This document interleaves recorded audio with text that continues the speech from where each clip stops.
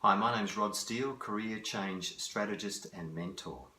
For the last 16 years, I've worked with thousands of people going through major, minor career change, career adjustments, career enhancements. As a coach and mentor, as a facilitator, I've run hundreds of workshops over that period of time, working with people as they go through and helping them through this change period. And one of the questions I'm often asked is, how can I do this better? How can I get the career I've always wanted? And today I'd like to share with you 5 tips on how to get the career that you've always wanted. Tip number 1, know yourself. The better you know yourself, the clearer you'll be about what career or careers are best for you. And I use the plural there because sometimes people have more than one stream, more than one choice, more than one option in terms of the careers that they'd like to pursue, or at least like to research. I call this stage getting to know the real you. There's so many influences in our life. There's so many, so much programming goes on in our life. We have so many influences. Whether it's in our role as professionals or at work, the influences we have in family, in parenthood, whatever it might be, that we're playing lots of roles here. This first stage is an opportunity to really get to know who you are, the real you. And the way to do that is to look at your values. What's most important to you? Look at your skills, your core strengths in terms of your work, your attributes, all of the things that really are important to you, what makes your work enjoyable, what I would call your career drivers, your career satisfiers. And if you want to go even deeper than this, you can go into some of the more sophisticated, perhaps psychometric or psychological tools that are out there. Now you can do this one of 2 ways. You can certainly get onto the internet, and if you punch in on Google some of these words such as career values, in many cases you come up with even a free questionnaire that you can fill out. And you can keep this information and use it to build information about yourself and the real you. The other way to do this, of course, is to work with a career professional, and there you'll go deeper.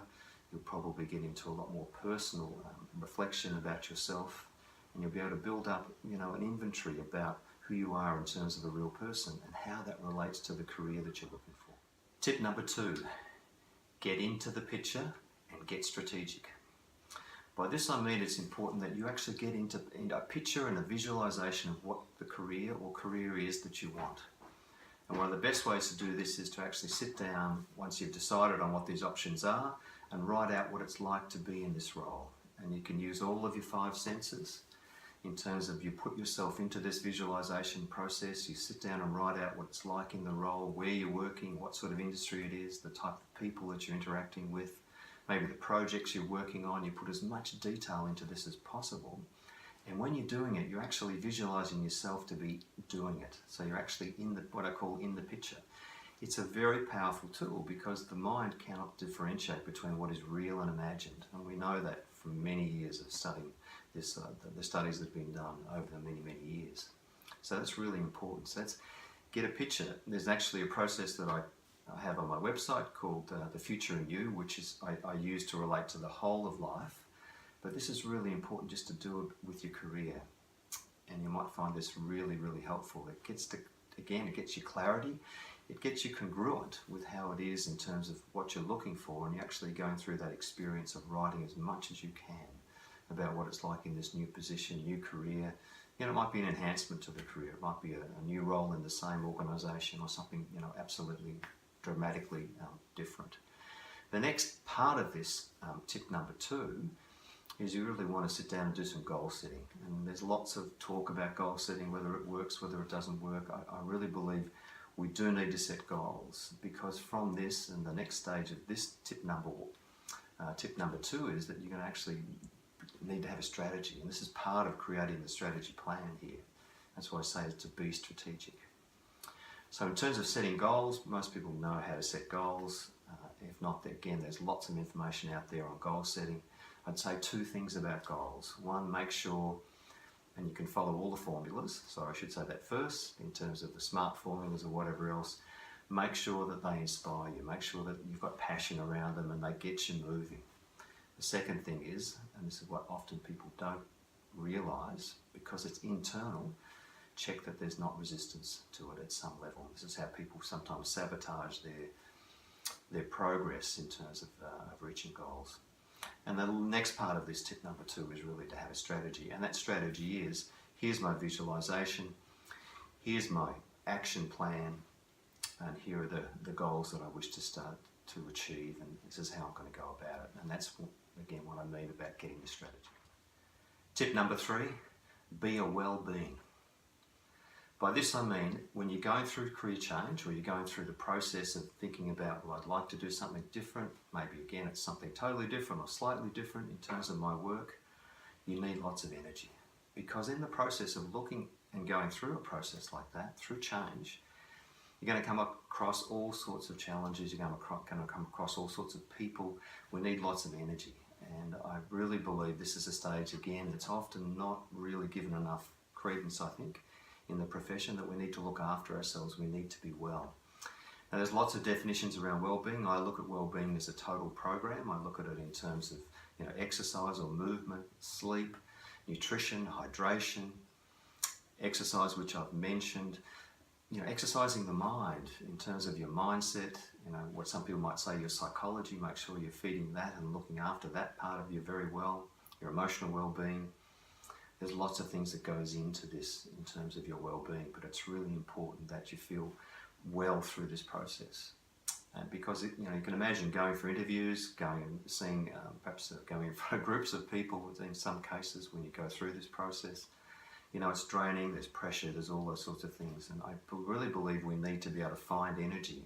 And the best way to do that is to actually be a well-being. But also I'd like to add here that we are all different. So it's really important that you have a well-being program, strategy that suits you and suits your body and mind. So take advice from a professional if you need to, do some research, make sure that whatever you're doing suits you.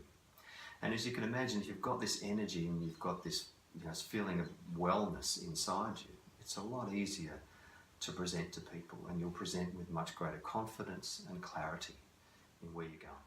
Tip number 4 is present at your best.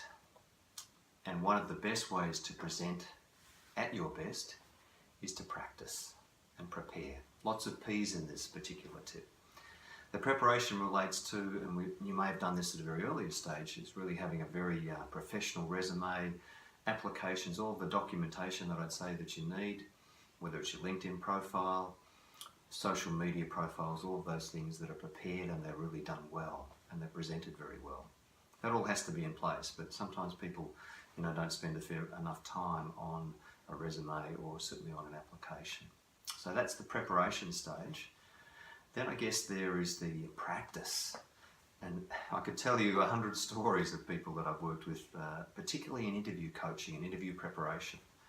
Sometimes we think, oh look, we'll just go to an interview and it'll all be okay.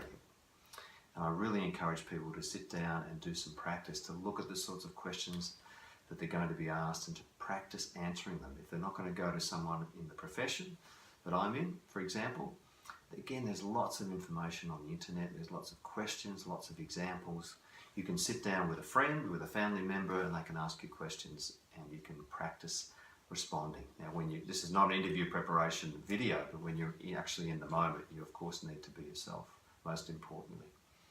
But I remember a very close family member of mine preparing them for an interview, and it was very interesting because they weren't all that open to it.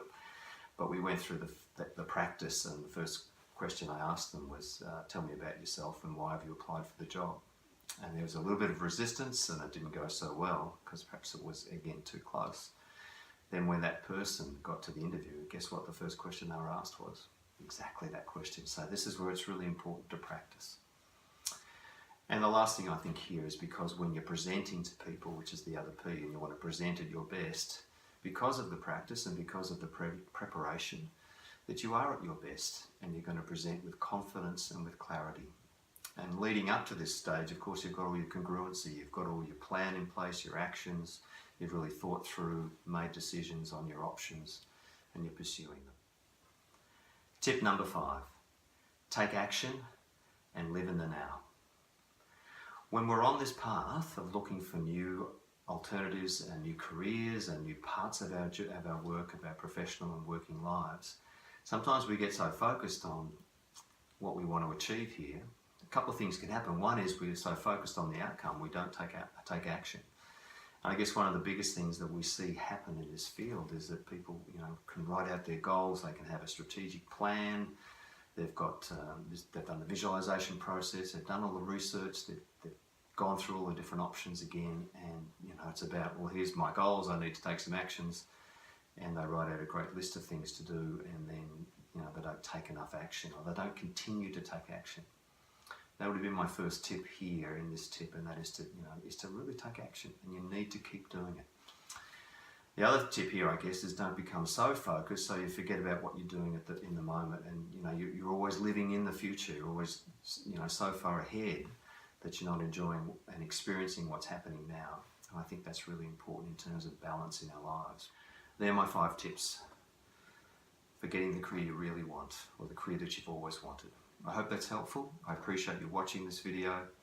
If you'd like more information, you can go to my website, which is below, or you'd like to connect with me on LinkedIn or Twitter, you can do that as well. Look for Rod Steele, Career Change Strategist and Mentor.